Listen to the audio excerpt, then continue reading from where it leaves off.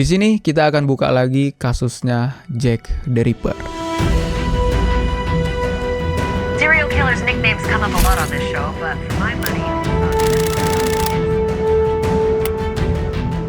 Sebenarnya cerita ini tuh udah sempet aku bahas di videoku 3 tahun yang lalu dari video ini dibuat. Kalau udah lupa atau memang belum pernah denger sama sekali kasus Jack the Ripper ini, aku saranin nonton itu dulu atau cari tahu dulu mengenai ceritanya, baru kembali lagi kemari, biar lebih paham apa yang akan kita bahas nanti. Nah, jadi akhir-akhir ini tuh media luar kembali mengangkat kasus Jack the Ripper. Soalnya ada orang bersama dengan timnya itu berhasil menemukan identitas pelaku berdasarkan pencocokan DNA, yang mana itu 100% akurat. Nah, tapi masalahnya, uji coba DNA ini sempat ditentang oleh sejawat. Soalnya buktinya itu nggak cukup kuat, apalagi kalau ngebahasnya itu baru sekarang, setelah lebih dari 1 abad. Orang yang dituduhkan pun udah nggak hidup lagi gitu coy. Tapi ya harus diakui, kalau penemuan DNA ini adalah terobosan yang luar biasa di dalam kasus Jack the Ripper. Misteri Jack the Ripper itu udah bertahan selama 130-an tahun. Jadi apakah DNA ini akan memecahkan misteri Jack the Ripper? Siapa pelakunya dan bagaimana mereka mengidentifikasinya? Kita akan bahas di video ini. Nah, setelah aku baca-baca, ternyata kasus ini tuh berkaitan sama Catherine Eddowes. Korban kelimanya Jack the Ripper kalau kita ngitung dari Marian Nichols. Nah, tapi sebelum lanjut ke sana, kita bahas dulu kronologi dari Catherine Eddowes. Ini sekadar mengingatkan aja, tapi kalau kalian mau langsung skip, ya tinggal pencet aja lah timestamp yang ada di bawah. Jadi kasus Catherine ini adalah peristiwa ganda. Soalnya dari yang aku baca, Jack the Ripper itu melakukan aksinya ke orang lain dulu, baru ke Catherine Eddowes. Dan itu terjadi di malam yang sama, dalam waktu kurang dari 1 jam. Gila nggak tuh? Hitungan jam dia udah ngambil 2 nyawa. Nah, kronologinya tuh begini. Beberapa jam sebelum kejadian, yaitu di tanggal 29 September tahun 1888, lebih tepatnya di jam 8:30, petugas polisi Robinson melihat kerumunan kecil yang mengelilingi Catherine. Nah, berdasarkan keterangan, Catherine itu di sana mabuk dan dia bikin keributan. Terus kemudian dia berbaring di trotoar, kemudian tertidur. Nah, petugas Robinson itu juga sempat nanya, apakah ada orang yang mengenal wanita ini? Tapi mereka semua menjawab, tidak ada yang mengenalnya. Nah, jadi karena Catherine ini udah nggak sadar, akhirnya dibawalah dia ke kantor polisi. Dia dimasukkan ke dalam sel dan rencananya dia itu ditahan sampai dia sadarkan diri. Nah, sampailah di jam 12.15 atau 00.15. Catherine itu di situ sebenarnya udah bangun, cuman dia kayak masih ngelantur gitu coy. Dia nyanyi-nyanyi nggak jelas gitulah di dalam sel. Terus sekitar 25 menit kemudian, atau itu di jam 12:30, di situ polisi yakin kalau dia udah sadar, akhirnya dia pun diperbolehkan untuk keluar. Nah, tapi di waktu yang bersamaan ketika Catherine ini keluar dari penjara, di tempat yang lain ada orang yang menemukan jasad keempatnya Jack the Ripper. Nah, yang berarti Jack the Ripper lagi berkeliaran nih, dan petugas polisi juga udah mengerahkan beberapa anggotanya untuk melakukan penelusuran. Nah, kita kembali lagi ke Catherine. Jadi penampakan terakhir Catherine itu ada di jam 1:30. Ketika ada 3 orang pria yang baru keluar dari klub, terus mereka melewati persimpangan kecil, dan di situ, di jalan kecil itu, mereka melihat ada 2 orang, cowok-cewek. Nah, mereka menduga itu sepasang kekasih. Nah, jadi posisinya itu mereka gelap-gelapan di sana, terus si cewek itu membelakangi mereka bertiga. Tapi mereka melihat kalau tangan si cewek itu ada di dada si pria. Terus mereka berdua itu berbicara dengan pelan. Nah, dari mana orang itu tahu kalau itu adalah Catherine? Kalau mereka nggak nampak wajahnya, mereka itu taunya dari baju. Ketika jasad Catherine ini nanti ditemukan, bajunya itu sama dengan apa yang mereka lihat.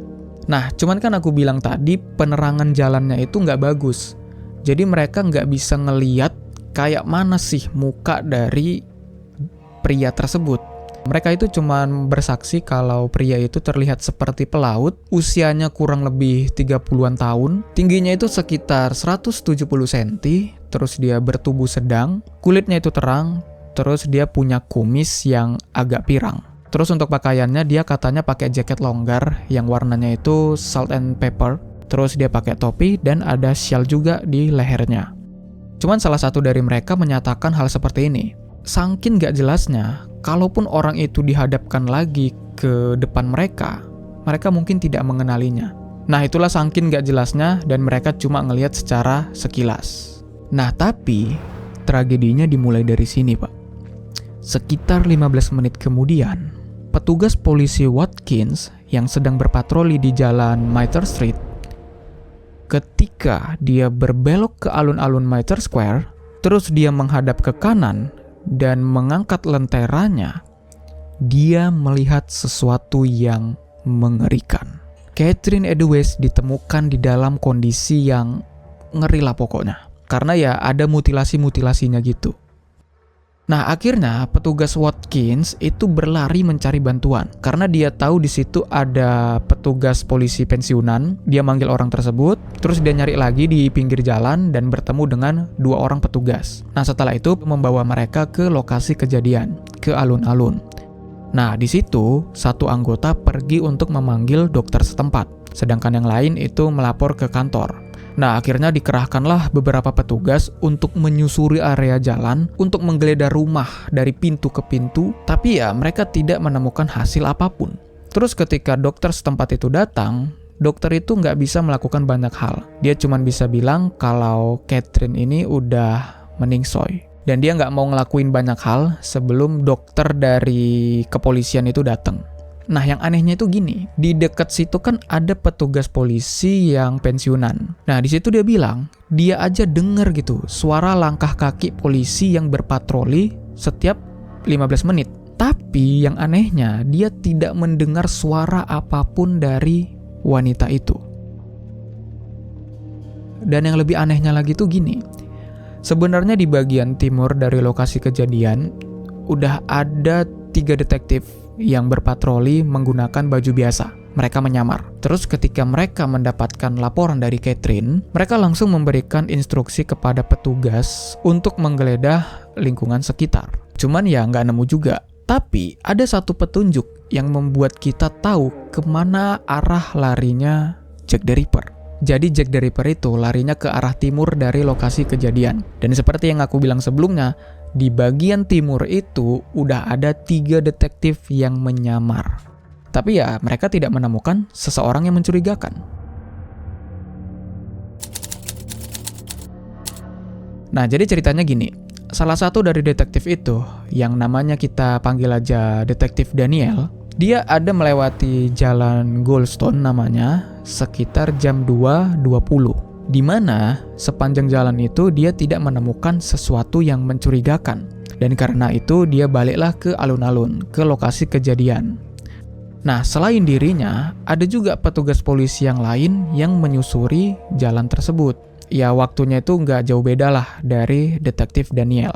Oh ya, petugas polisi ini namanya petugas Long aja kita panggil ya. Nah, petugas Long itu juga tidak menemukan sesuatu yang mencurigakan. Nah, kita kembali lagi ke detektif Daniel.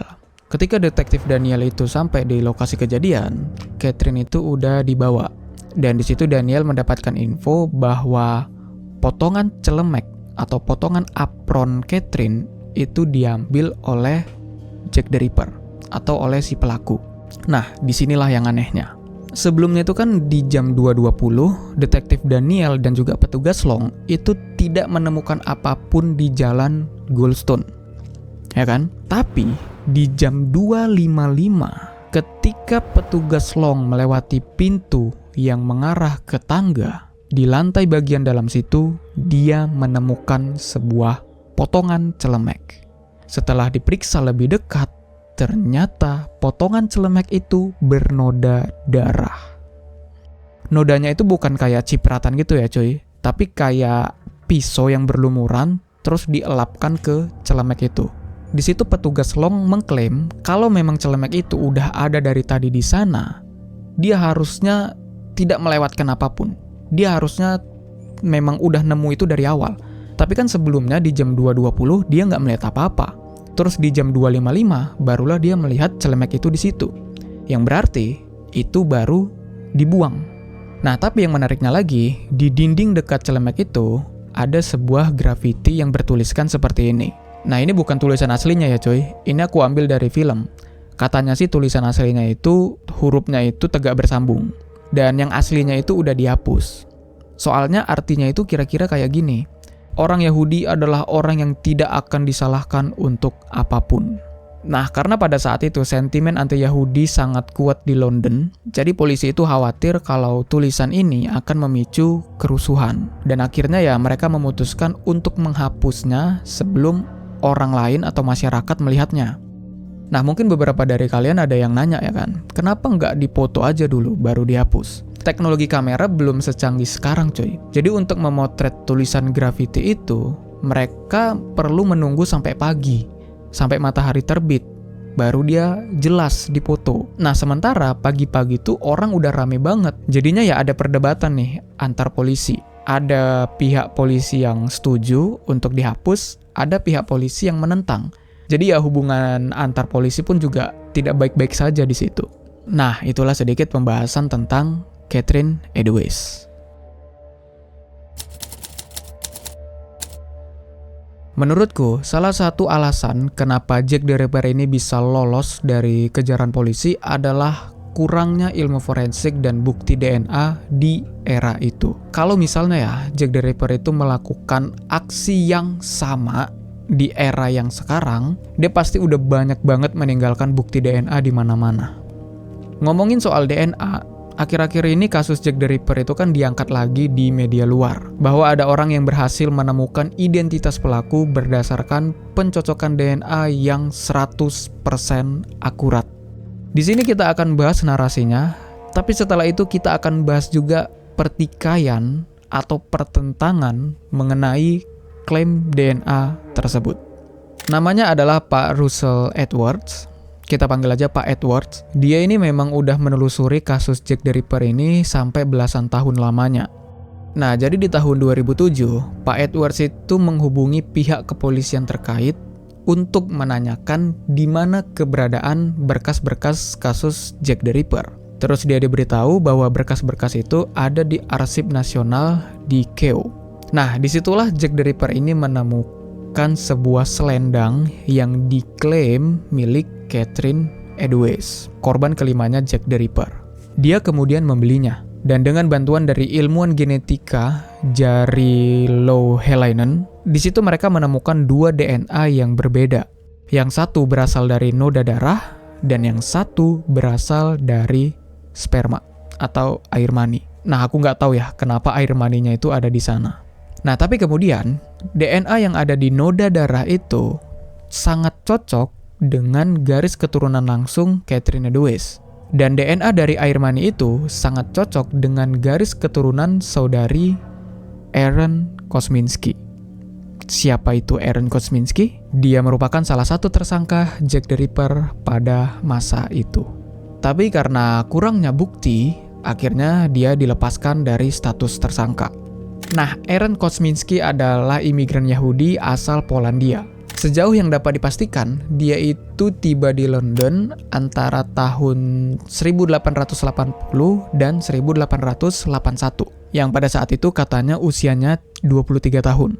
Gak banyak kehidupan yang bisa kita tahu dari Aaron Kosminski ini. Cuman kita bisa tahu kalau dia itu berprofesi sebagai tukang pangkas di sana. Dan dia bertempat tinggal di Whitechapel, yaitu lokasi Jack the Ripper beraksi.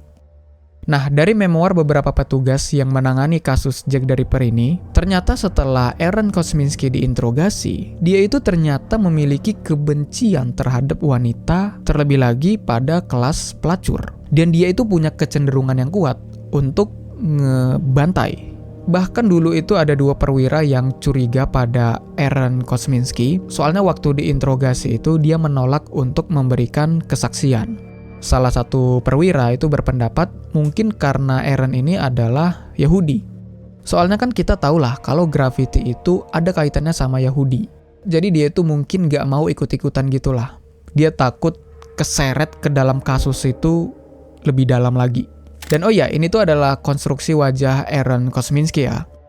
Cuman ini tuh belum tentu wajah aslinya. Wajah ini tuh dibuat berdasarkan gabungan dari beberapa anggota keluarganya. Sehingga kira-kira seperti inilah wajahnya Aaron Kosminski pada saat itu.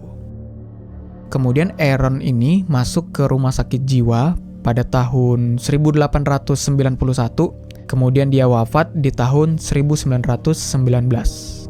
Nah, dengan 100% kecocokan DNA ini mungkin terlihat seperti sebuah terobosan yang luar biasa ya di dalam kasus Jack the Ripper. Tapi ini ditentang loh oleh sejawat atau pakar yang lainnya. DNA-nya itu diteliti setelah ratusan tahun lebih.